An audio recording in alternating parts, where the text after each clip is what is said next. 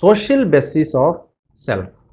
That means individual's self has its basis in the society. Individual's self cannot exist in isolation. Individual's identity, as I have already mentioned in the previous video, mainly expresses through self. That is, self is the expression of individual identity, or self is the individual identity, distinctiveness. So this identity, this expression, this self cannot be isolated. It exists mainly in relation to the society, in relation to the other self in the society. So existence of self in the society is in relation to the other self. So all the self which exists in the society in relation to each other.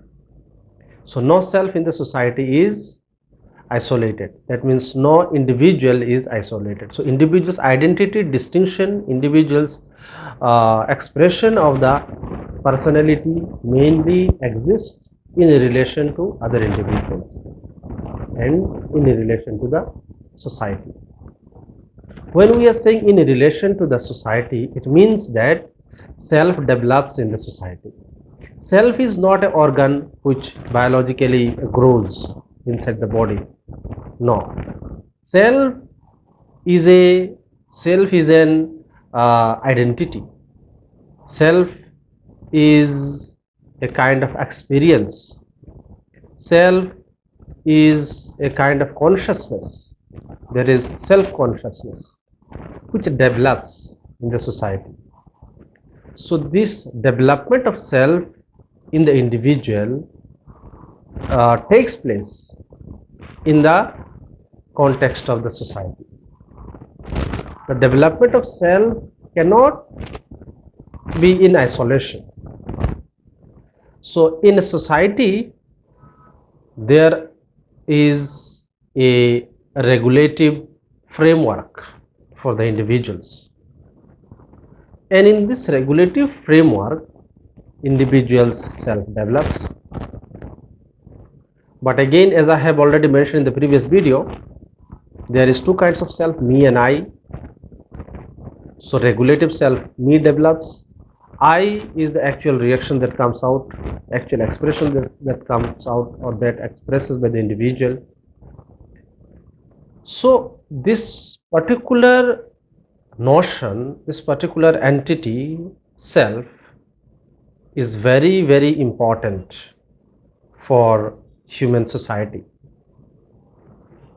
This mere physical body is not individual, not the self. Self is a very abstract entity which develops in the society. And again, as I have mentioned, the individual has the capability to construct or to reconstruct the society or to reproduce the society. So that is the reason why there is a trend of change exists. There is a process of change exists. But point is that the self is developed in the society. Now, what is the process behind this development of self? Main process behind the development of self is socialization. But before understanding the process of socialization, we must also mention about the social self. So social basis of self actually develops social self, and this social self is developed through the process called socialization. So socialization is actually, in G.H. Mead's term, making of self as social self. As in general parlance we say, the development of human being as social animal. So making of self as social self. So through socialization process it takes place. So individuals imparts society. imparts social rules, regulations, norms, values, culture, traditions, customs, folkways, norms, and eventually they develops a social self which they expresses. But this self does not only means that it is the replica of the society, or it is just mere reflection of the society. Of course, it is the reflection of society, but the self also has another dimension, that is the individual self. So, social self, individual self.